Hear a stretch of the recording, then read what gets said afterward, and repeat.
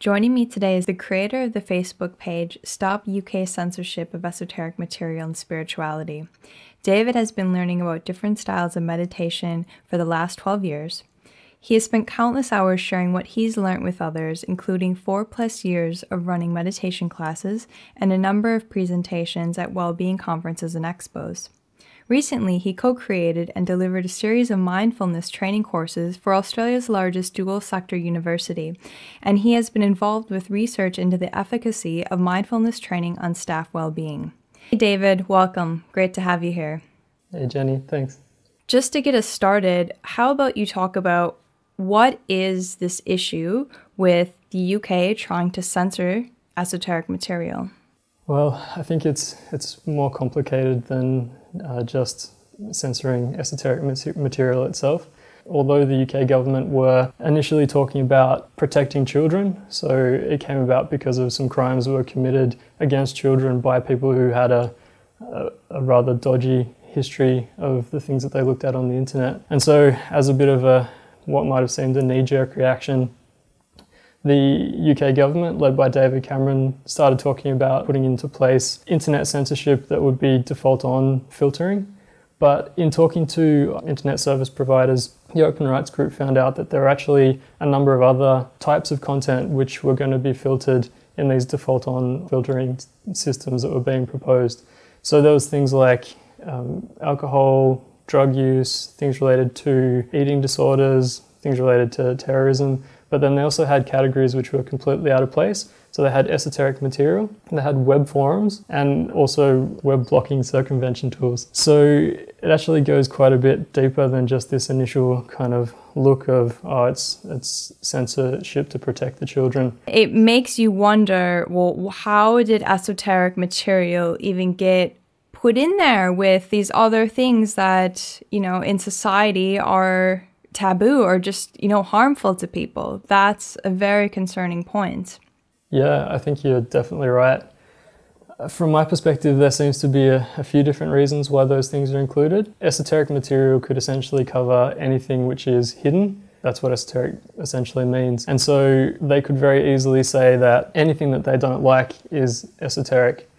Unfortunately, it seems like already this has been directed towards spirituality. Even before these censorship changes have been proposed, there are sites and companies which are already blocking spiritual websites, alternative health websites. But essentially, esoteric information is the stuff that you don't see in the mainstream media. It's the stuff that can give you access to real news which isn't controlled by like a particular entity. Some people might not know, but there's only about 5 or 6 companies that control pretty much every single major media interest in the world. So if you want to get news which isn't filtered through their perspective, then you have to look outside of that. So that might be into the alternative media. It might be into what people call conspiracy theories, and then also spiritual information. So essentially, as I said, anything that they want to block, anything that they decide is not good for the people, then they could block with these filters. One of the problems with these default on filters, which they've proved through studies, is that people just don't switch them off. You get onto a page and you just click, click, click, click, and then you get through to the end, you kind of sign and you're done. And then people will never know what they're missing. So if they go and search for a site which is on the blocked list, then it'll just come up saying, sorry, you can't access this page because of whatever particular reason that it's been blocked for. And most people will probably never try and get past those blocks. They'll just move on to something else. That's the way the internet works these days. Yep, we all have kind of been there and done that. Something's already checked. You're like, okay, this must just be what everybody does. It's the normal thing, then you just go on your way. So something that I found interesting is that there wasn't really at all any coverage about these finer points, about points that are very controversial, like the blocking of esoteric material and web forums. Have you come across any bigger media outlets that have covered this story? No, I haven't. It's all been smaller alternative sources of news that have been covering this. It seems like there is an agenda going on to kind of push through the proposed censorship under the guise of protecting the children. But it seems like because all the media focus has been on this, because there hasn't been any coverage of the more subtle points, particularly things like esoteric material and web forums, and why they've been lumped in with other harmful categories like terrorism and eating disorders and those sorts of things. It seems like the government is just trying to kind of push this under the radar so that it can be implemented, maybe legislated if the ISPs decide that they don't want to filter from their own initiative. And then it'll be too late and they'll be able to say, well, you know, we've already got them, sorry, they're not going away. When I've been out talking to people about this issue, explaining, hey, this is happening, the UK is, you know, going to be actively censoring esoteric material, which means like alternative spirituality, or could fall under even some mainstream spirituality. And when I've told people about it, they were just kind of in disbelief. They're like, oh, that's not going to happen. You know, what is this? No, that couldn't be. So I'm wondering, you've been out there actively spreading the word, telling people about this. What has been the reaction or the response that you've been getting from people? I think there's been a few different sorts of reactions. Definitely the disbelief that you just mentioned. So I think that's part of the thing that they've done with not talking about it openly in the media and kind of mainly focusing on the adult content side of the issue, is that people just don't believe that it would ever happen. I think everybody feels like the internet is a right, so something that we have no matter what, and that it can't be taken away from us. But definitely the way that the whole thing's been constructed, people just don't believe that anyone would want to censor esoteric material, and they don't understand why people would want to censor esoteric material until they have it explained to them, really. And then there's also been people who kind of have a spiritual interest, but interestingly they don't seem to want to stand up and fight for it. There seems to be quite a bit of sentiment like, well, we don't need to fight this because we'll just evolve to new ways of communicating that will get around the internet censorship blocks, or things like, if we resist this, then it's just going to keep going, that sort of thing. But personally, I think it's really important to stand up and fight for especially esoteric material, but also internet freedom as a whole and our human rights in that respect. Because I think if we don't stand up and fight for it, and if we don't make it known to people, and as many people as we possibly can, then we're just going to get those rights taken away from us more and more until we pretty much don't have anything left. And the internet today is such an amazing means of spreading information that it'd be terrible if everything which was not mainstream was censored, because a lot of the time that's where people will get the most benefit, rather than the things which are sponsored by pharmaceutical companies or created by big business, even if it's in like a spiritual guise. Definitely, for sure. Why are you so, besides just what you mentioned, why are you so passionate about this issue, particularly about them not censoring esoteric material? Well, I'm really passionate about it because it's my life. I don't know what my life would be like without being able to access and practice esoteric material, and also to be able to talk about it to others. It's such an amazing thing. It has such awesome possibilities for the way that we live our life, the things that we feel and experience, the way that we interact with people, the type of learning that we can get, how we can understand ourselves, understand things from our dreams. All of that would be taken away.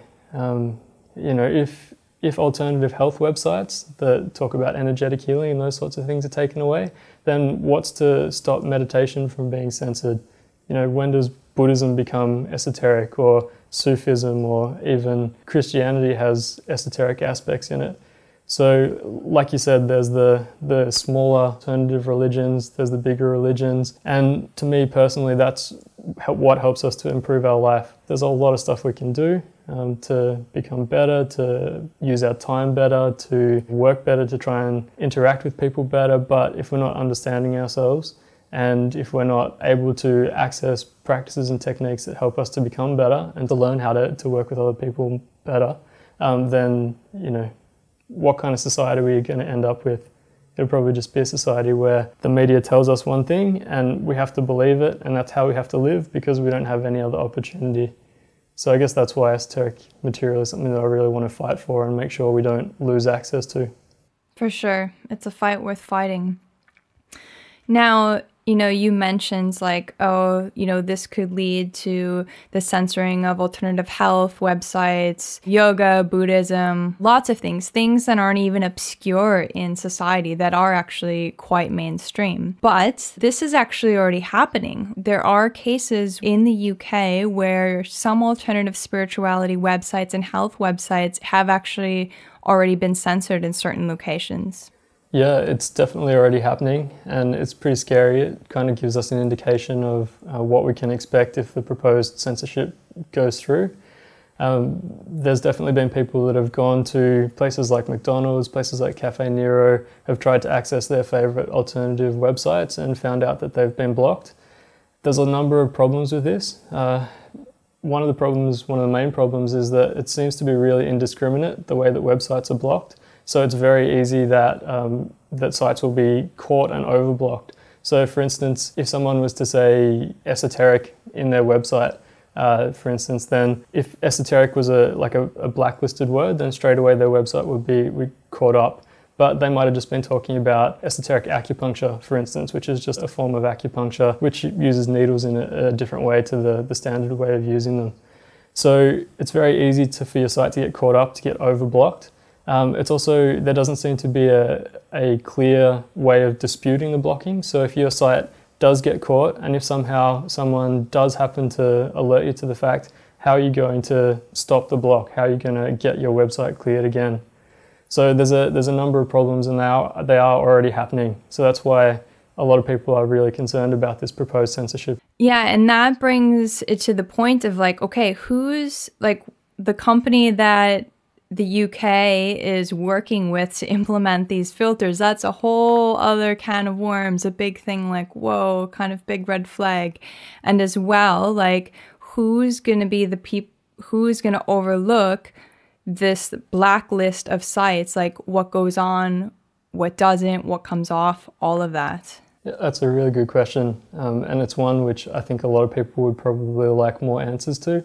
There hasn't been a lot of information going around about it. But we do know that the company which is being contracted to filter all of the information pretty much that anybody searches for anything on the internet is Huawei. It's a Chinese company. The director is an ex-officer from the Chinese People's Liberation Army.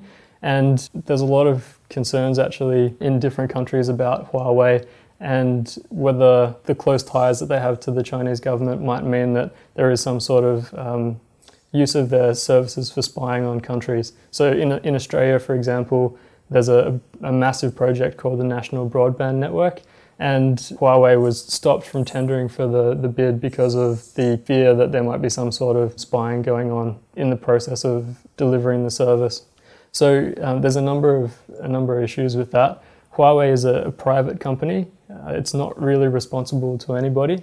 And that means that people that you don't know that are being paid by someone are seeing what you're searching for and then deciding what you should see and what you shouldn't see on the internet. And you've got no way of doing anything about that. The other concerning thing about that is that David Cameron has recently praised the Chinese government for their internet censorship protocols. And you mentioned before how innocent alternative religions or spiritualities, for instance, could easily be overblocked or kind of squashed out. And if you look at what China are doing to Falun Gong practitioners, which essentially is just a form of meditation, but these people are being kidnapped, locked up for no reason. And there's even examples where people talk about live organ harvesting happening in Falun Gong practitioners and that sort of stuff. So thankfully in the UK and other places in the world, we're not getting to that sort of discrimination against small alternative religions or spiritualities yet. But it gives an example of the kind of thing that can happen when you start discriminating and stigmatizing small spiritual groups, which is essentially what's happening with these censorship proposals and the way that esoteric material has been lumped in together with terrorism and drugs and suicide and those sorts of things. Yeah, it's just so wrong to put esoteric material and web forums alongside those type of topics like terrorism, violence, eating disorders, like these things that are just like so bad in society and just make you kind of cringe. then, esoteric material, web forms, like any person is just going to, if they see the filter, the list, like they may feel uncomfortable. And pornography, that's the big one, the whole issue of this, like, people are going to feel like, oh, esoteric material in web forms that's like associated with pornography or violence or terrorism. Yeah, I think you're really spot on. And there's actually been a bit of commentary about that. People have been talking about how the end goal of censorship isn't actually to block sites so much, but to get people to self-censor so that people know where their boundaries are, boundaries which have been defined by the government. And then internally they won't cross those boundaries for fear of some sort of comeback, whether that's from the government or from society who will, like you said, look at people who are interested in esoteric material and then think, well, esoteric material, isn't it like terrorism? Or isn't that like as bad as suicide and those sorts of things? Yeah. There's a massive danger that by including esoteric material, web forums as well, with those other really harmful subject matters that, people will start to compare the two or put the two together in their minds. And then even if they aren't consciously aware of it at an underlying level, they'll start to associate esoteric material with things which are bad. Yeah, and it's just so wrong. It's just such a terrible thing. What's quite alarming is that other countries are being inspired to follow Cameron's ideas. For example, Canada and Australia, politicians in these countries, they're inspired to try and pass through legislation that is blocking porn, but probably also includes these other things. Yeah, that's right. So it is setting a dangerous precedent, and I think that's why a lot of people around the world have been very interested in this issue and watching it quite closely. And it's not just people who want esoteric material to be freely available that have been watching it. Like you said, it's definitely politicians in other places who have closely keeping an eye on it to maybe see what they could do as well, based on the UK precedent. So as you said, there's Joy Smith from Canada. Not long after David Cameron started announcing his proposal, she was also proposing the internet censorship in Canada based on the UK model. And then in Australia, we recently had elections for a new Prime Minister. And 2 days before the election was to go to vote, it was discovered that in this kind of obscure document buried down in like the 52nd page or something like that, they had talked about putting in censorship, which again followed the UK model. The good thing there was that somebody found out about it and then it got out to everybody and there was massive uproar, and they ended up backtracking on that and saying that it was just poorly worded and that wasn't their intention at all, mainly because they thought it was going to lose them votes and possibly the election. But it's very easy to see that if the UK really does go ahead and legislates these changes, then the censorship will just kind of spread all throughout the world very, very quickly, just because of the close alliances that a lot of countries have. Yeah. Well, good for Australia, at least for now, that, the people spoke out about it and the politicians backed down. But what's interesting is that it seems like some of these politicians, like, they don't really care what people think. For example, like David Cameron, he wants to get rid of the UN Human Rights Act that they adopted, that the UK adopted, that protects the religious freedom rights and other rights of people. Yeah, that's right. It's not just internet censorship that we have to watch out for. There's a whole range of things which are happening at the moment which are threatening to take away our human rights. So, for instance, recently David Cameron decided that he didn't like the human rights, that it wasn't stringent enough to protect the UK, and that essentially it should be scrapped and then rewritten within the UK so that the UK is no longer responsible to the United Nations for their human rights. And that's a pretty scary thing. Personally, I wouldn't trust a government who wants to censor the internet and block access to pretty much anything they want to if they get through the clause about esoteric material in web forums. A government who has implemented a gagging law which stops not-for-profits and charities speaking out against the government within 1 year of election. I wouldn't trust them to rewrite your human rights. What are you going to be left with? Scary times. It's really scary times. What can we do, David? What can we do about this issue? I think the most important thing that we can do is just to get informed. So if we can learn as much as we can about the issue, and then if we can help as many people as possible to find out about it as well, then we're going to hopefully create a critical mass which will give us the edge and will mean that we can stop whatever proposals come or being offered which would be against our human rights. And you see that a lot nowadays. That's one of the really amazing things of the internet, and possibly one of the things which or one of the reasons why they are trying to ban alternative sources of news, which could easily be considered esoteric, to ban web forums, which again are a place for free speech, is that governments around the world seem to be starting to see that people have a voice, and that if a lot of people come together, they can really create change. And it seems like they want to stop that from happening. So get informed, read as much as you can. If you want to jump on the Facebook page, there's quite a lot of articles and links to other information there. Tell your friends about it, tell your family, tell anybody who's interested in anything alternative, anything esoteric, and sign the petitions. That's another really important thing. I think there's about 40,000 people that have signed the petition that Jamie started, and I'm sure there's heaps more out there that we could get the word out to if we tried. If the petitions reach the mark of 100,000, isn't that pretty significant? I think in the UK, I'm not sure about other countries, but in the UK, 100,000 is the number of signatures that a petition needs to get to before something is openly discussed in Parliament.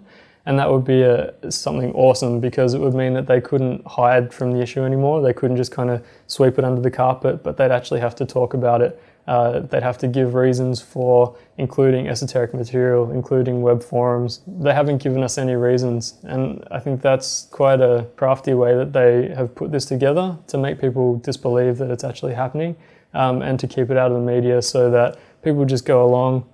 There's so much information, things we're being bombarded with nowadays, that unless people are getting the word out, unless they're putting it out there as obviously as they can, it's going to be really easy to miss, and people will have their rights taken away and they just won't know. So yeah, definitely if we can get it to 100,000 signatures, that would be awesome. Yeah. How did you find out about this issue? There's a website which I go to quite a lot, which is belzebub.com. Had a link to the petition that was started by Jamie Tanner. He's a really good guy. After reading that article, reading the information from the Open Rights group, I started getting in contact with him, and then he's helped me a lot with the Facebook page, as well as like a number of other people who've been really supportive. But yeah, initially I found out about it through the article on belzebub.com. Very cool. Well, I hope that the petition reaches, the mark of 100,000 and beyond. I hope that, progress was made with this issue, that the voices are heard, and that this blanket censorship is stopped. And David, I thank you so much for joining me today and just talking about all of this, because just the more that people can be aware about this issue, the better, as you said. Yeah, definitely. I think together a lot of people can make a really big difference. Definitely. Well, thanks again for joining me today, David. Yeah, really glad to.